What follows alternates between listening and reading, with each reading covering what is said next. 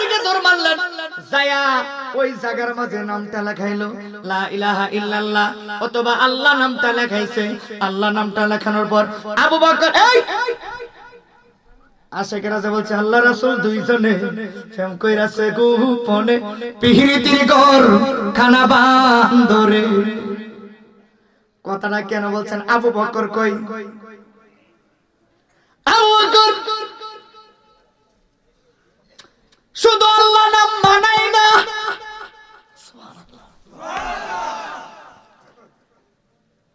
শুধু আল্লাহ নামটা মানাই না, আমার নবী বলছে শুধু আল্লাহ নাম লেখার জন্য নাকি আর কিছু বলছে? শুধু বলছে আল্লাহ নামটা লেখার জন্য। আবু বকর কো মানাই না, মানাই না, আবু বকর কো মানাই না রে। আর দেরি করলেন না, সাথে সাথে বললেন যে ভাই আল্লাহ নামটা লেখছো, সাথে আমার নবীর নামটা মুহাম্মদ নামটা লিখে দাও। হাত তুলে কি চিৎকার মেরে কইতেন না আল্লাহু আকবার? জবান খুলে তুই হাত তুলে কোন না ইয়া রাসূলুল্লাহ। ও মায়ার নবী গো তুমি প্রেম শিখায়া কোথায় লুকাইলা বলে, ও গো মায়ার প্রেম শিখায়া কোথায় লুকাইলা বলুন, ও গো মায়ার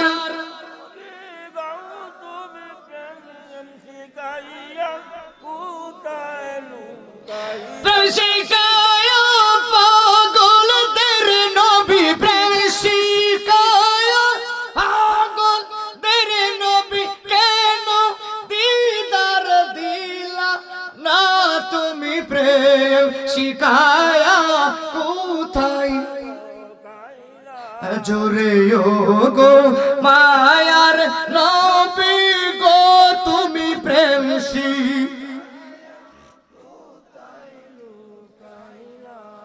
সিদ্দিক একবার কই এ ভাই আমার আল্লাহর নামটা তুমি লেখছো কিন্তু মানায় না, মানায় না। কো কেন মানায় না? কো আমার মনে হচ্ছে এই জায়গার মাঝে আসল নামটা পড়ে নাই। সুবহানাল্লাহ কই না? আরে আর সূরা কোন সুবহানাল্লাহ মিয়া, আসল নামটা পড়ে নাই। কো কেমনে বুঝলা? এ ভাই দেরি করো না, দেরি করো না, এই নামের সাথে মোহাম্মদ নামটা লিখে দাও। আমার নবী কিন্তু বলে নাই, মোহাম্মদ নাম লিখছে। নবীর দরবারে আবু বকর রাস্তা দিয়ে হাসতে হাসতে হাসতে হাসতে হাসতেছে। সাহাবায়ে কেরাম কয় কি রে এ আবু বকর, আবু বকর আজকে এত খুশি কেন? কারণ আবু বকর জানে রে আবু বকর যেই কাজটা করেছে আমার আল্লাহ, আল্লাহ যেই কাজ করে আবু বকরও সেই কাজটা করেছে। জোরে কন্যা সুবহানাল্লাহ।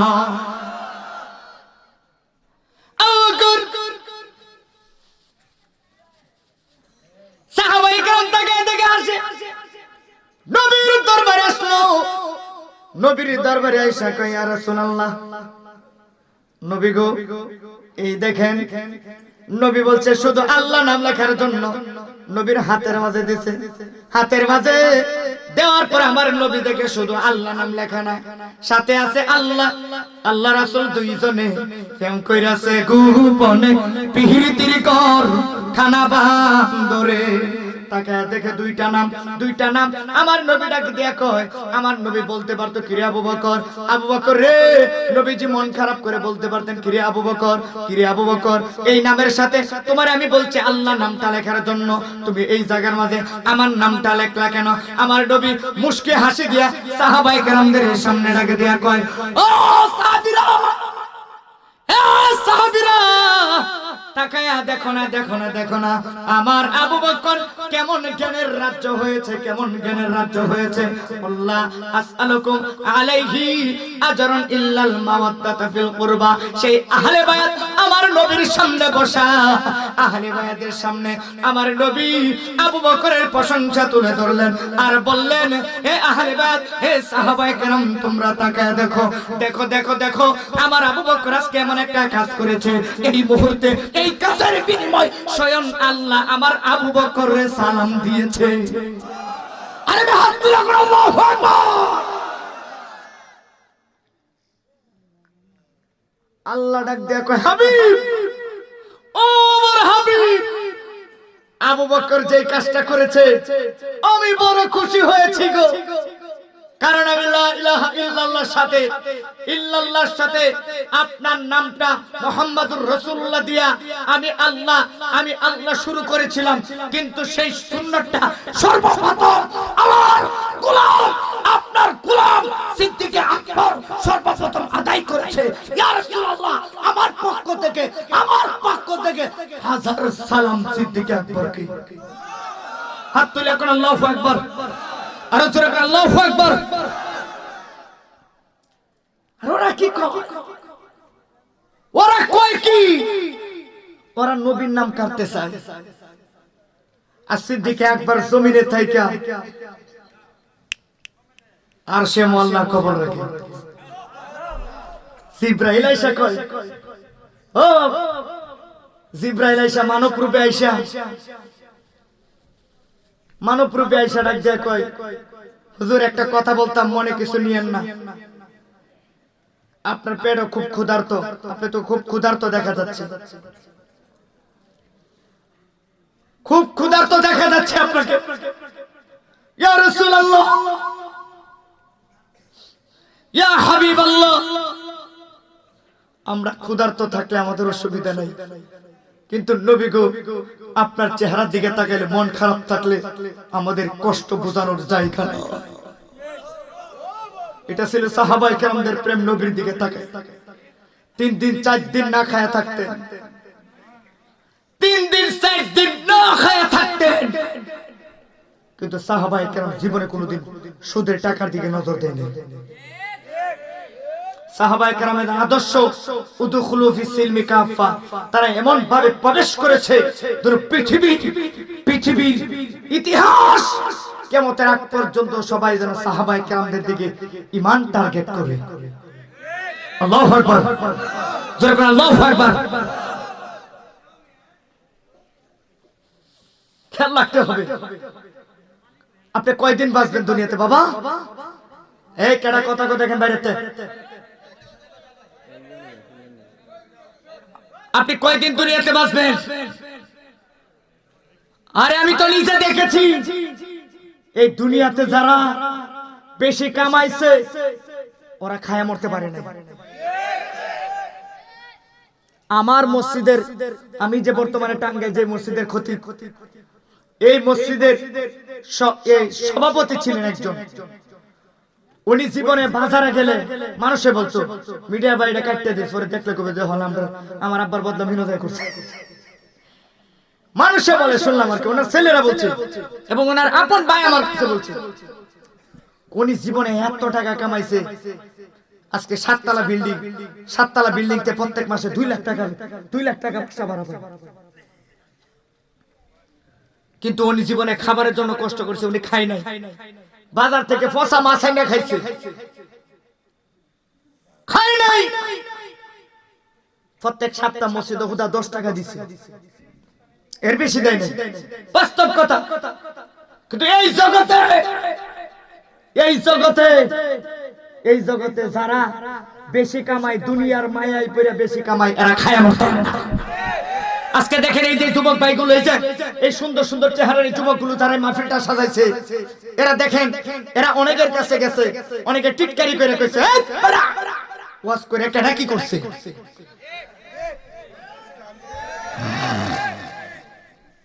কিন্তু দেখবেন এদের টাকা মানুষ খায় মরতে পারে না, এ নিজে খায় মরতে পারবো না, মানছে খাইবো। আজকে দেখা যায় এমন এমন টাকাওয়ালা যারা মারা গেছে, ওদের ছেলে মেয়েরা দৈনিক মারামারি করতেছে, দৈনিক সম্পদ নিয়ে মারামারি করতেছে। আল্লাহ ডাক দিয়া কয়, কি কামাইছ, কি করলি তুই? কি করলি? কামাইলি, নিজেও খাইলে না, আমি আল্লাহর রাস্তায় খরচ করলে না, মানুষদেরকে খাওয়াইলো না। আজকে দেখ তোর ছেলেরা মারামারি কাটাকাটি করে, আযাবটা কমবো না বাড়বো? জোরে কোন? জিবরাইল নবীর কাছে এসে কয়, এই আবু বকরের কাছে এসে কয়, আবু বকর, ও আবু বকর, একটা কথা জানতাম চাইতাছি। কয় কি কথা?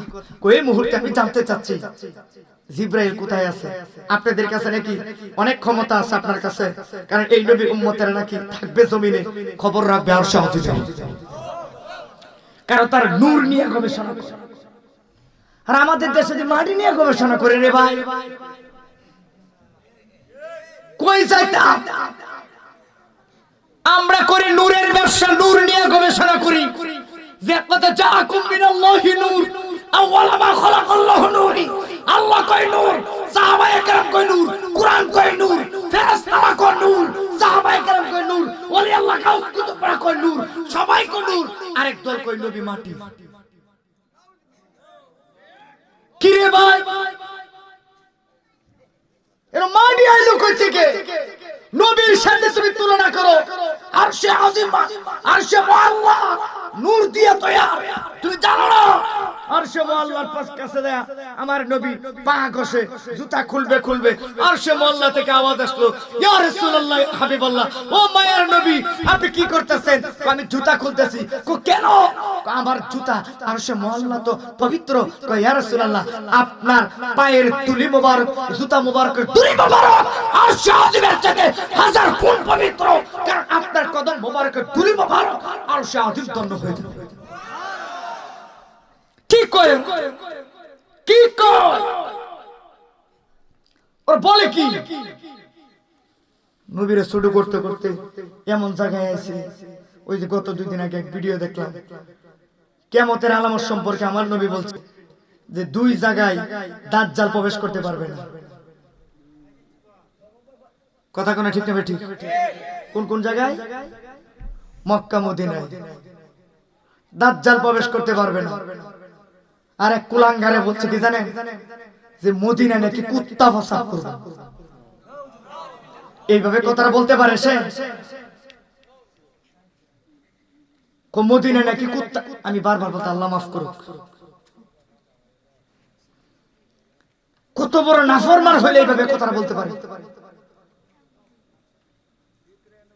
হাজিরা মদিনায় যায় কয়, আমরা দেখেছি হাজিরা দেখেছি মদিনার একটা বিলাইয়ের আদর,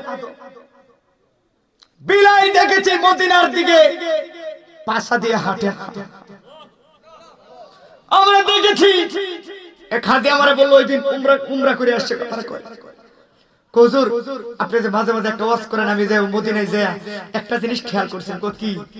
আমি দেখেছি আমি মদিনা রোজা মুবারকের পাশে যখন গেছি, আমি মদিনা রোজা মুবারকের পাশে যখন গেছি, আমি উপর দিকে তাকিয়েছি, হুজুর যে বলে আমাদের খতিব সাহেব যে বলে মসজিদে যে মদিনার উপর দিয়ে একটা পাখি পর্যন্ত যায় না, আমি দেখেছি হুজুর শুধু পাখি নয়, আমার কাছে মনে হয়েছে মদিনার উপরে কোন তারকা পর্যন্ত আকাশের মাঝে উদয় হয় না। হাত তুলে কোন আল্লাহু আকবার। আমি দেখেছি মদিনার রওজা মুবারকের উপরে কোন সরাসরি সোজা কোন তারকা পর্যন্ত উদয় হয় না। সেই মদিনা নিয়ে কি কথা বলা, ভাষা পাচ্ছি না। যদি পারতাম এদের পায়ের মধ্যে হাত ধরে বলতাম যে ভাই এই দেশে আশেকে রাসূলের অভাব না, তুই এই কথাগুলো বলিস না। সিদ্দিক আকবর নবীর রওজা মুবারকের পাশে যিনি ঘুমাইলেন, ওই আবু বকরকে জিজ্ঞাসা করে এই মুহূর্তে বলে দেন না, এই মুহূর্তে বলে দেন হযরত বিলাল কোথায়? হযরত এই মুহূর্তে আপনি বলে দেন জিবরাইল কোথায় আছে? আবু বকর ডাকে দিয়ে কয় আমারে কয়েকটা সেকেন্ড সময় দাও। ঘন্টা চাই নাই, দিন চাই নাই, মাস চাই নাই, বছর চাই নাই, সপ্তাহ চাই নাই। চোখটা বন্ধ করে কয় চোখটা খুলে ডাকে দিয়া কয়, আমি প্রথম আসমানে গেলাম, দ্বিতীয় আসমানে গেলাম, চতুর্থ আসমানে গেলাম, 7 আসমানের উপর পর্যন্ত আমি তালাশ করলাম, আর সে মহল্লা জান্নাত জাহান্নাম সব জায়গায় তালাশ করলাম, দুনিয়ার এক প্রান্তে থেকে আরেক প্রান্ত পর্যন্ত আমি তালাশ করলাম। আমি তাকায়া দেখি গো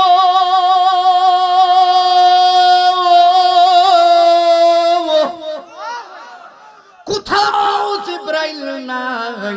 আমি তাকায়া দেখি আমার সামনে যিনি দাঁড়ায় আছেন তিনি হচ্ছে হযরতে সুবহানাল্লাহ, তিনি হচ্ছে হযরতে জিবরাইল। বনি ইসরাইলের নবীরা কইতো আল্লাহ নবী না বানাইয়া আখিরি পয়গম্বরের নগণ্য গোলাম বানায় দাও। কেন কেন? শুনেছি বনি নবী আখিরি পয়গম্বরের উম্মতের আর পাওয়ার নাকি এত বেশি হবে, এত বেশি হবে, তারা থাকবে জমিনে খবর রাখবে আরশে আজিমে, তারা থাকবে জমিনে তারা খবর রাখবে জান্নাতে। ওই দিন সিদ্দিকিয়া দরবারে আমি একটা কথা বলেছিলাম, কারা কারা সিদ্দিকিয়া দরবারে আমার আলোচনা শুনেছেন আসেননি? কেন একজন পাইছে আর কেউ জান নাই? গেছে, তাহলে আমার আলোচনা শুনেন না আপনারা? না, আপনারা ওই দিন আলোচনাটা শুনেন নাই। আমার নবীর উম্মতের যে কেমন দাম, এই উম্মতেরা যদি একটু সাধনা করত, ওলি আল্লাহ গাছ কুতুবরা কেমন করে যে আল্লাহ পাওয়ার জন্য তারা চেষ্টা করেছে। আমার আগে আমার বন্ধু, আমার কলিজার টুকরা শেখ হযরত মাওলানা আল আমিন হানাফি, উনি ওই দিকে যাচ্ছিলেন, কিন্তু ঘটনাটা শেষ করতে পারে নাই। শেখ ফরিদ এমনি ওলি হয় নাই, ওই শেখ ফরিদ এমনি ওলি হয় নাই। ওই শেখ ফরিদের কেমন পাওয়ার আপনারা জানেন না? শেখ ফরিদ একদিন নয়, 2 দিন নয়, 36 বছর পর্যন্ত উনি দুনিয়ার কোনো খাবার খান না।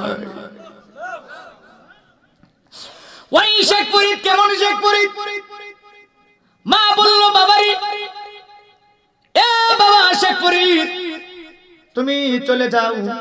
বন জঙ্গলের ভিতরে চলে গেলেন। 12 বছরের ভিতরে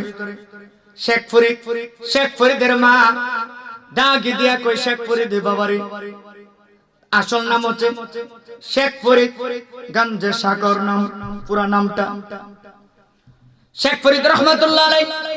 মা ডাকে দিয়া কই, বাবা চলে যাও। একটা না একদিন নয়, 2 দিন নয়, 12 বছর জঙ্গলের ভিতরে থাকার পর শেখ ফরিদ যখন বাড়িতে আসলেন, মা ডাকে দিয়া কই, কি শেখ ফরিদ বাবা আল্লাহর কি ইবাদত করলি তুই? 12 বছর কি খাইলি? এবার মা ডাকে দিয়া মা কই, কি খাইলি বাবা? শেখ ফরিদ ডাক দিয়া কই, আম্মা আমি 12 বছরের ভিতরে কোনো ভাত খাই নাই, 12 বছরের ভিতরে কোনো রুটি খাই নাই, 12 বছরের ভিতরে দুনিয়ার কোনো ভালো খাবার খাই নাই। বাবারে তুমি কি খাইছো? আমি গাছের পাতা লতা খাইয়া 12 বছর জীবন যাপন করছি। এই কথা বলতে দেরি হয়েছে। শেখ ফরিদের আম্মা এইভাবে শেখ ফরিদের চুলের মাঝে এইভাবে দইরা লাড়া দেয়। 12 বছর পরে সন্তান মার কাছে আসছে, মা বুকের মাঝে ধরাইয়া চুমা খাওয়ার কথা, তাড়াতাড়ি সন্তানকে খাবার দেওয়ার কথা। আপনারা আরেকটা কথা শুনলে সবথেকে বেশি খুশি হবেন।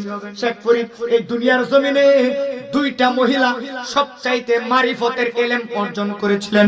একজন হচ্ছে রাবিয়া বসরি, আরেকজন হচ্ছে শেখ ফরিদের আম্মা।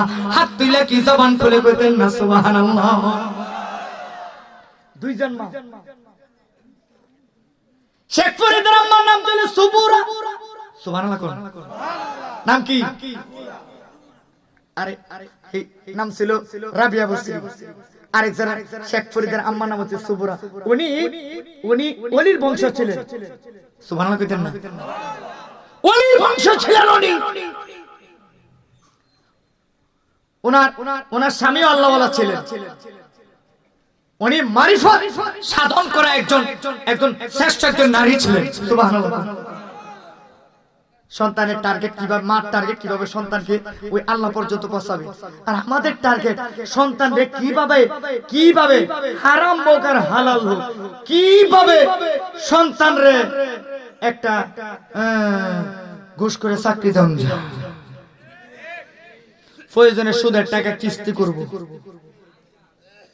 কিন্তু শেখ ফরিদের আম্মা দেখেন কি করে,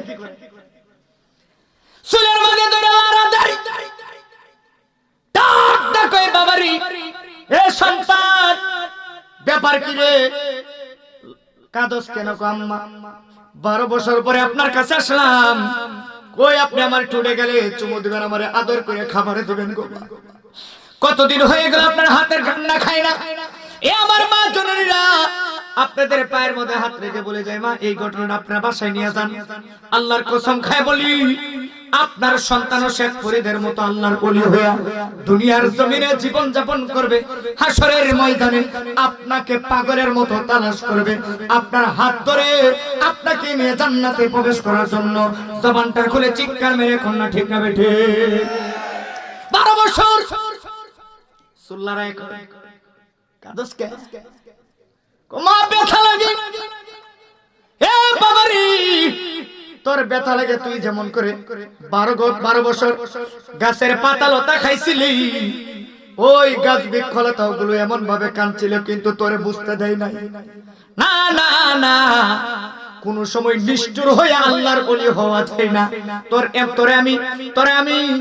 ব্যাপারে আমি আল্লাহর দরবারে অভিযোগ দিব রে বাবা। ঘরের ভিতরে জায়গা দিলেন না, সাথে সাথে সেকেন্ডের ভিতরে বের করে দিলেন, আর বলেন যা যা আল্লাহর ওলি হয়ে আয়। এবার মা কি করলেন, 2টা রুটি বানায় দিলেন, আর বললেন এই 2টা রুটি দিয়া তুই 12 বছর ইবাদত করবি। জোরে কন্যা সুবহানাল্লাহ। 2টা রুটি দিয়া 12 বছর ইবাদতের কথা বললেন। কয়টা রুটি? 2টা রুটি দিলেন। 2টা রুটি লয়ে 12 বছর, লম্বা ঘটনা, 12 বছর ইবাদত করলেন। আবার 12 বছর পরে মার কাছে ফিরে আসলেন। আয়েশা মার কাছে ডাক দিয়ে কয়, আম্মা আমি আপনার কলিজার টুকরা সন্তান চলে এসেছি। হে বাবা, এইবার তুমি কেমন করে আল্লাহর ইবাদত করেছো? মা আমি 12 বছরের ভিতরে এই যে আপনার রুটি, 2টা রুটি ডাকে দিয়ে কয়, আম্মা আপনার রুটি। কো বাবারি 12 বছরের ভিতরে তুই রুটি, 2টা রুটি দিলাম, রুটি কি তুই খাস নাই? কো মা কেমনে খাবো, ইবাদত নিয়ে এত ব্যস্ত ছিলাম, রুটি খাবো খাবো খাবো খাবো। ওই সময় আবার আল্লাহর ইবাদতের কথা মনে হয়ে যায়, কারণ আল্লাহর ইবাদতে এত শান্তি গো মা। আমি যখন রুকুতে চলে যাই, সিজদায় চলে যাই, আমার কাছে মনে হয় আমার আল্লাহ এসে আমার কানে কানে আমার সাথে কথা কয়। কি ইবাদত তাদের। আর আমরা সিজদা দেই মসজিদে, মন থাকে জমিনে। কথা কোনা ঠিক না বেটে? আমরা সিজদা দেই মসজিদে, মন হইয়া রইছে ব্যবসার দোকানে। কারে ঠকাইবো? মন মসজিদে নাই, নামাজে নাই। শেখপুরে ডাকে দেখো, আম্মা খামো খামো কইয়া খাই নয়, মন চাইছে কিন্তু খাই নাই। মা ডাকে দিয়া কই, ফুতুরে ও কলিজার টুকরা বাবারে, তোর ইবাদত আল্লাহর কাছে গ্রহণযোগ্য হয় নাই। কো মা কেমনে হয় নাই? আমি তো না খাই ইবাদত করেছি। এ বাবারে তোর নফস খাইতে চাইছিল, তুই নফসেরে তুই লোভ দেখাইছ। লোভ দেখানো ইবাদত হয় না। তুই রুটি খাস নাই, রুটি না খাইয়া 12 বছর তোর নফসেরে তুই কষ্ট দিছ, অতএব তোর ইবাদত কবুল হয় না। রুটিটা রাইখা এবার আবার মা তার সন্তানকে ফিরাইয়া দিলেন। ফিরাইয়া যখন দিয়েছে রে বাবারা, আবার বললেন যা যা আরো 12 বছর ইবাদত করে জঙ্গলার ভিতরে দেয়া। এইবার শেখ ফরিদ পাউটা উপরের দিকে পাতিয়া, মাথাটা নিচের দিকে দিয়ে 24 ঘন্টা আমার আল্লাহর জিকির করে, লা ইলাহা, আরে জোরে লা ইলাহা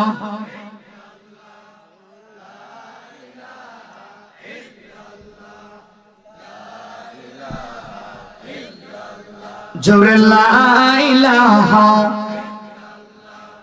লা ইলাহা, জোরসে লা ইলাহা লা ইলাহা ইল্লাল্লাহু মুহাম্মাদুর রাসূলুল্লাহ সাল্লাল্লাহু তাআলা আলাইহি ওয়াসাল্লাম।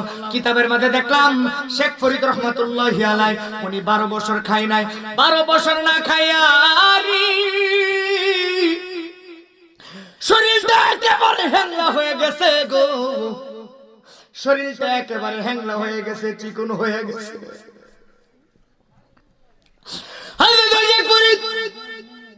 12 গুস্ত নাই। হঠাৎ করে একটা কাক আসছে, কাক জোরে কোন আল্লাহু আকবার। আল্লাহ পরীক্ষা করার জন্য কাক পাঠাইছেন যে শেখ ফরিদ আসলে কি পরিপূর্ণ, আমি আল্লাহ ভক্ত নাকি সে লুবি। একটা কথা সবসময় মনে রাখবেন, মাওলানা জালালউদ্দিন রুমি এই কথাটা বলেছেন, দুনিয়ার কোন নাফরমান ব্যক্তিরা যখন আমার আল্লাহর কাছে চায়, আমার আল্লাহ তারে দিয়া দেয়। কেরে জানেননি? জানেননি? এই জন্যই তারে তাড়াতাড়ি দিয়া দেয়। আমার আল্লাহ ডাক দিয়া কয়, নাফরমানরা যখন আমার ডাকে আমার ভালো লাগে না, বিরক্ত লাগে। সুবহানাল্লাহ। আমরা অনেক সময় কই না, হাই রে আমি আল্লাহর এত ইবাদত করি, আল্লাহ আমারে দেয় না। কই না? আমি আল্লাহর রাতে খুশির ভিতরে সব সময় থাকি, আল্লাহ আমারে দেয় না, খালি ওরারে দেন। ও নাফরমানি করে, মানুষের দেখতে মানুষের মধ্যে জুলুম করে, খালি আল্লাহ ওরে দেয়। আর আর মাওলানা জালালউদ্দিন রুমি কি বলতেছে দেখেন। মাওলানা রুমি যখন শামসুদ্দিন তিবরিজির কাছে নিজেকে বিক্রি করে দিয়েছে, তখন নিজেকে বিক্রি করেছে, আমিত্বতা দূর করে দিয়েছে। তখন মাওলানা রুমি বলে, কই যখন আমি দেখেছি আমার আল্লাহ নাফরমানরা যখন চায় তাদেরকে তাড়াতাড়ি দিয়ে দেয়, আমার আল্লাহ ডাক দিয়ে কয় এদেরকে তাড়াতাড়ি দিয়ে বিদায় কর, কারণ এদের ডাকটা আমার কাছে ভালো লাগে না। আর যখন আল্লাহর কোন প্রিয় বান্দা চায়, ফেরেশতারা দিতে চায়, আল্লাহ ডাক দেয়া করে পাগল হয়ে গেছে। এই শিক্ষাটা নেন, আজকে ঘরে নিয়ে যান। অনেক সময় আপনারা কষ্ট পান না আল্লাহর প্রতি, অনেক সময় কষ্ট পান আল্লাহ আমার দেয় না, এতটা কি তোমার দিল কি দয়া হয় না, তোমার দিল কি দয়া হয় না। দিন দুনিয়ার মালিক খোদা, ওরে দিন দুনিয়ার মালিক খোদা, তোমার দিল কি দয়া হয় না, তোমার দিল কি দয়া হয় না। কাটার আগাদ দাও গো বিধি, কাটার আগাদ দাও গো বিধি, তুমি যতবার ফুলের আঘাত সই না, তোমার দিল কি দয়া হয় না, তোমার দিল কি দয়া হয় না। ইমানদারেরা যখন আল্লাহর কাছে চাই, আর আল্লাহ ডাক দিয়া কয় না ফেরেশতারা দিস না, আরে দিস না রাস্তা। আল্লাহ কেন? বেঈমান চাইলে সাথে সাথে দিয়ে দিলা, আর তোমার ইমানদার গোলাম বান্দা তোমার প্রেমে পাগল হয়ে যাচ্ছে, তুমি তার দাও না কেন? আল্লাহ ডাকে দিয়া কই, আমার এই বান্দাটারে যদি এখন তুই দিয়া দেস, আমার বান্দা তো আমার বান্দা সে পাইয়া খুশি হয়ে চলে যাবে। কিন্তু এই যে বান্দা আমার এইভাবে ডাকে, আমার তো বড় শান্তি লাগে, মায়া লাগে।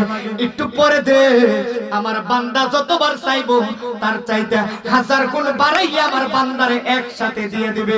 জবানটা খুলে চিৎকার মেরে কন্যা সুবহানাল্লাহ। এবার হাত তুলে কোন আল্লাহু আকবার। বর্ষা করবে কার উপর? এই কথা আমার না মাওলানা রুমির কথা। সুবহানাল্লাহ। মাওলানা রুমির কথা।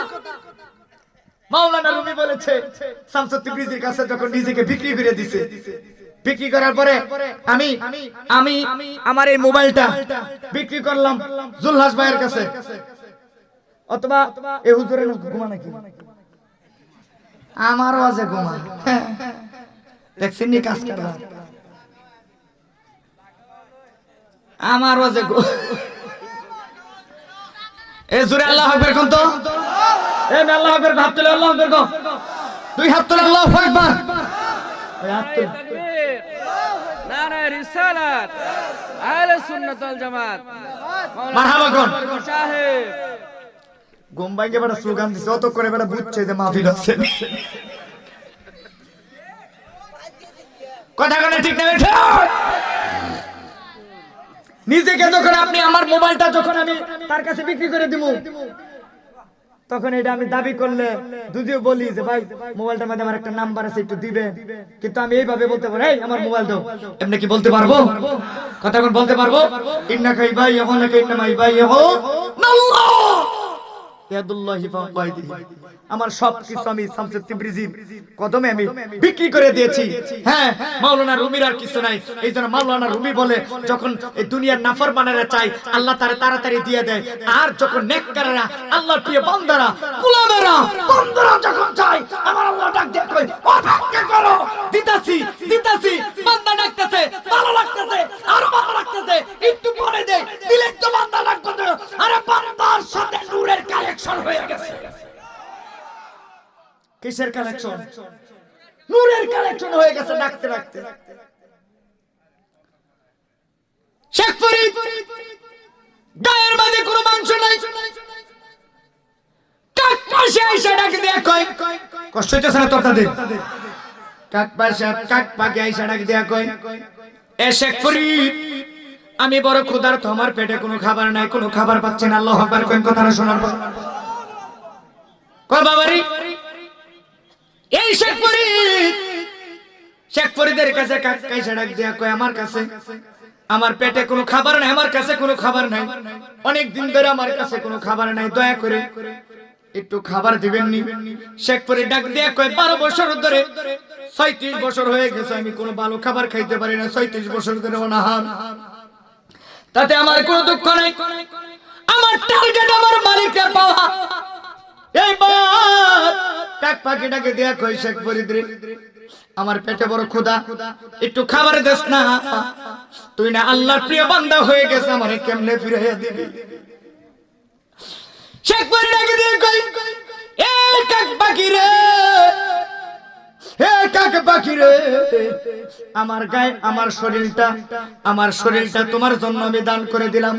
আমার সেই জায়গার মধ্যে গোশত আছে, তুমি তোমার ঠোঁট দিয়ে ওই জায়গা থেকে খাবারটা উঠায় নাও।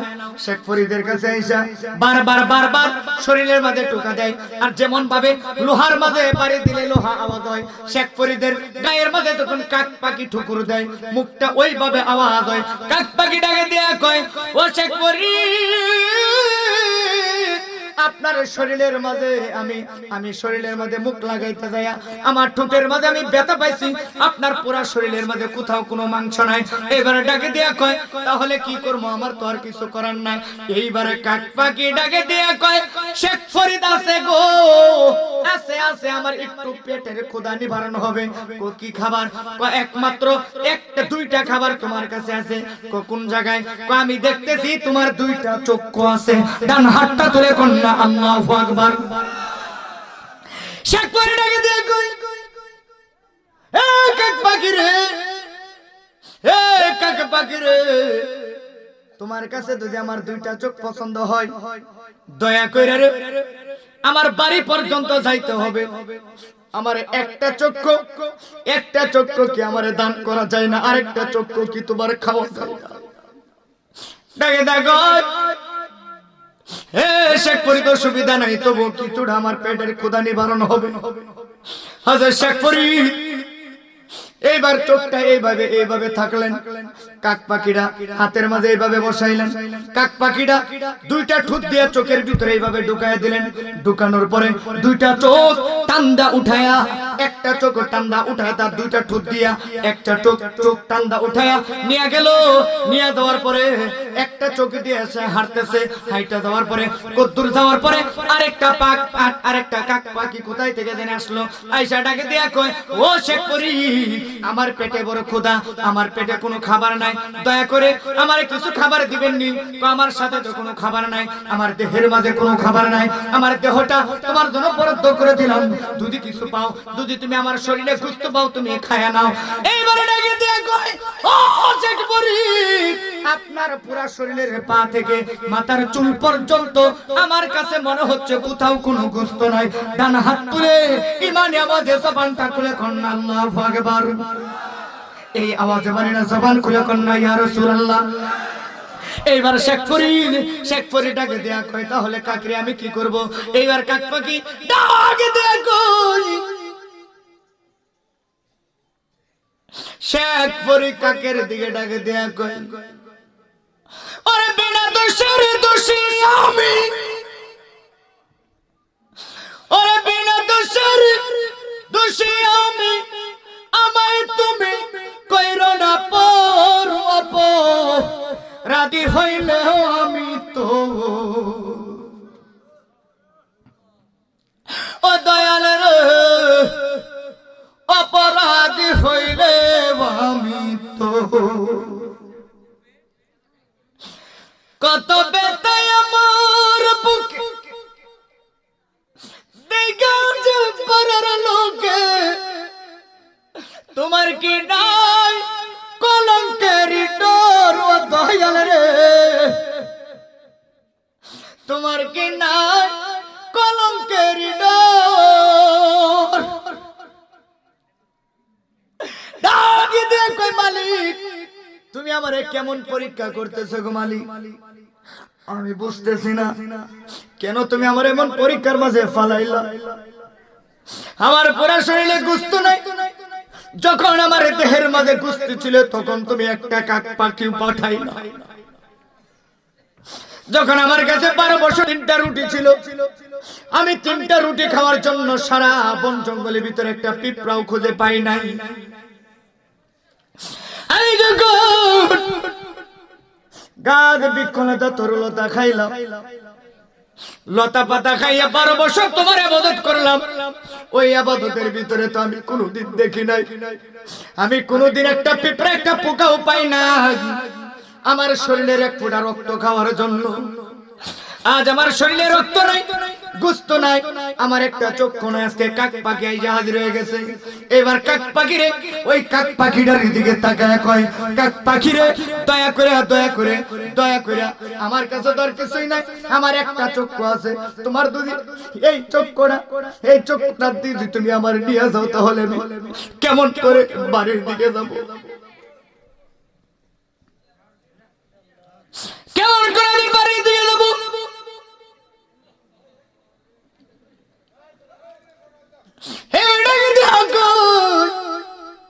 কাক পাখির অসুবিধা না যদি তোমার পেটের ক্ষুধা নিবারণ হয় দয়া করে আমার এই চক্ষুটা নিয়ে যাও এবার কাক পাখি এসে হাতটা এইভাবে ধরলেন ধরার সাথে সাথে কাক পাখি এসে বসলেন দুইটা ঠুট শেখ ফরিদ রহমাতুল্লাহ আলাইহি ওনার চোখের ভিতরে ঢুকায় দিলেন ঢুকায় দিয়া চোখটা নিয়ে গেল আর যাওয়ার সময়টাকে দিয়া কয় ও শেখ ফরিদ রে পুরা পেটটা আমার ভরে নাই কিছুটা পেটের ক্ষুধা নিবারণ হয়েছে শেখ ফরিদ এখন সামনের দিকে হাঁটতে পারে না আমার আল্লাহর দিকে জোরে আল্লাহু আকবার বলবেন কথাটা বলার পরে আমার আল্লাহর দিকে তাকাইয়া শেখ ফরিদ কয় আল্লাহ গো ও মায়ার আল্লাহ তোমার কি একটু দয়া মায়া না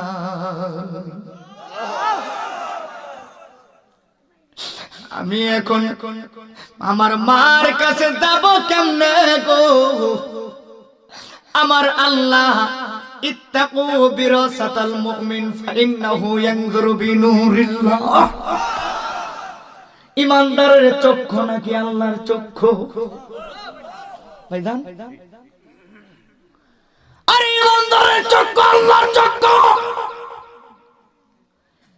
শেখ ফরিদ নূর অর্জন করেছে নূরটা লয়া শেখ ফরিদ নূরের চক্ষু দিয়া অন্তরের চক্ষু দিয়া ও তোমার নয় দরজা কইতাম ভাইজান কি কোন কইতাম মারহাবা কোন জোরে এই আওয়াজে না আওয়াজ চলতো না সামনে দিকে যান যেত না জোরে আরে জোরে ও তোমার নয় দরজা কইরা বন্ধ আরে লয়রে ফুলের গন্ধয় আরে অন্তরে রাখিও মাওলার নাম রে বুমরা নিশি হলে যাইও ফুলবনে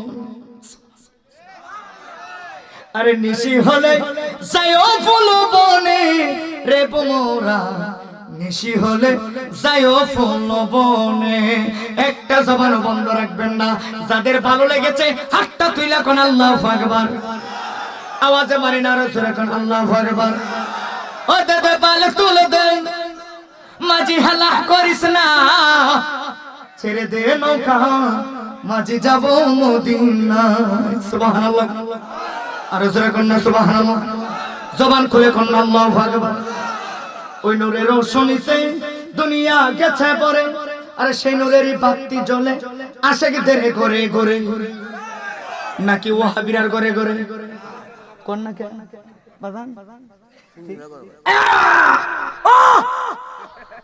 আমি কইছি ওয়াহাবিরার ঘরে আমার বাজানে কই না সুন্নিরার ঘরে দুই হাত তোলা ঠিক না ঠিক আছে নিয়ে আসে কে রাসূল মিয়া নাই তো কয়টা বাজে 12টা না আইরে দেখটা দিবে দেখেছে 2 ঘন্টা দিয়ে যেতেছে আমার চলতনি চলবো শান চলবে হাত তুইলা সবাই নাকি হাতের পতাকা বানাসকে দেও বানায়া ও দে দে পাল তুলে দে মাঝি হেলা করিস না দে দে পাল তুলে ছেড়ে দে নৌকা মাঝি সাউন্ডটা কেটে উড়াই তো হায় হায় ছেড়ে দে নৌকা হে দে দে পাল তুলে দে মাঝি দে দে পাল তুলে ওকে কো দে দে পাল তুলে দে মাঝি হ্যাঁ ছেড়ে দে নৌকা মাঝি জোরে ছেড়ে দে নৌকা মাঝি ওই নূরের রৌশনীতে দুনিয়া গেছে ভরে সেই নূরের বাতি জ্বলে সুন্নিদের ঘরে ঘরে সেই নূরের বাতি জ্বলে সুন্নিদের ঘরে ঘরে ও দয়াল মুর্শিদ যার সংখ্যা তার কিসের ভাবনা দয়াল মুর্শিদ যার এই হৃদয় মাঝে কাবা নয়নে মদিনা এই হৃদয় মাঝে দে দে পাল তুলে দে মাঝি হেলা দে দে পাল তুলে দে মাঝি ছেড়ে দে নৌকা মাঝি হায় হায় ছেড়ে দে নৌকা মাঝি দুনিয়াহি নবী এলো মা আমেনার ঘরে কাঁদিলে হাজার মালি হাসিলে মুক্তা জোরে দুই হাত তুলে ইয়া রাসূলুল্লাহ নবীর ঈদে মিলাদুন নবীতে আমরা আসি না নাই এটা কি ওয়াহাবি নিদা তোমার রাখছে দে হ্যাঁ দেখ তো হাত তুলে ড্রামা রাখছে শীতের মধ্যে পুরা তোমরা দুই হাত তুলে ঠিক না বেঠে নবীর মিলাদে আসি না নাই নারায়ে তাকবীর নারায়ে রিসালাত পবিত্র ঈদে মিলাদুন নবী দুনিয়াহি নবী এলো মা আমেনার ঘরে কাঁদিলে হাজার মালি হাসিলে মুক্তা জোরে কাঁদিলে হাজার মালি হাসিলে মুক্তা জোরে ও দয়াল মুর্শিদ যার সংখ্যা ও দয়াল মুর্শিদ যার সংখ্যা ও দয়াল জাহাঙ্গীর যার সংখ্যা তার কিসের ভাবনা হৃদয় মাঝে কাবা নয়নে মদিনা এই হৃদয় মাঝে দে দে পাল তুলে দে দে পাল তুলে দে ছেড়ে দে নৌকা মাঝি হায় হায় ছেড়ে দে নৌকা আল্লাহুম্মা সাল্লি মাহফিল কমিটিরা কই এই মাহফিল কমিটিরা কোথায় ওয়ালা আলি সাইয়্যিদানা মাদাল্লাহুম্মা সাল্লি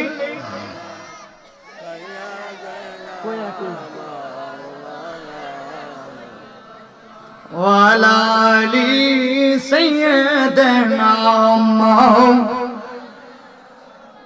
محمد لا إله لا إله لا إله جور لا إله لا إله لا إله إلا الله محمد রাসূলুল্লাহ সাল্লাল্লাহু তাআলা আলাইহি ওয়াসাল্লাম আসুন তাজিমে নবীর দরে সালাম ধরে ইয়া নবী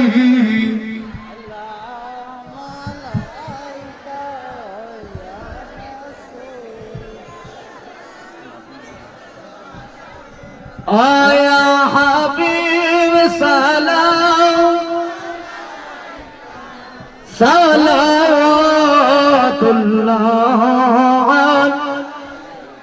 কালিমা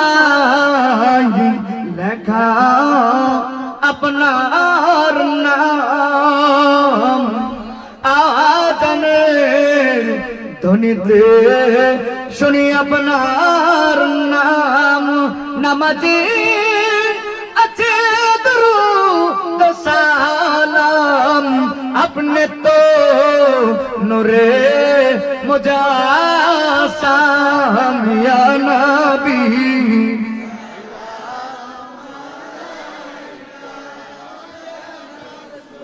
قل سلام عليك يا حبيب، سلام سلام امام ارتقى ورنما جلوائے شان قدرات پہلا मुस्तफा जान के नाम शमाए बुझ में हिदायत बेला।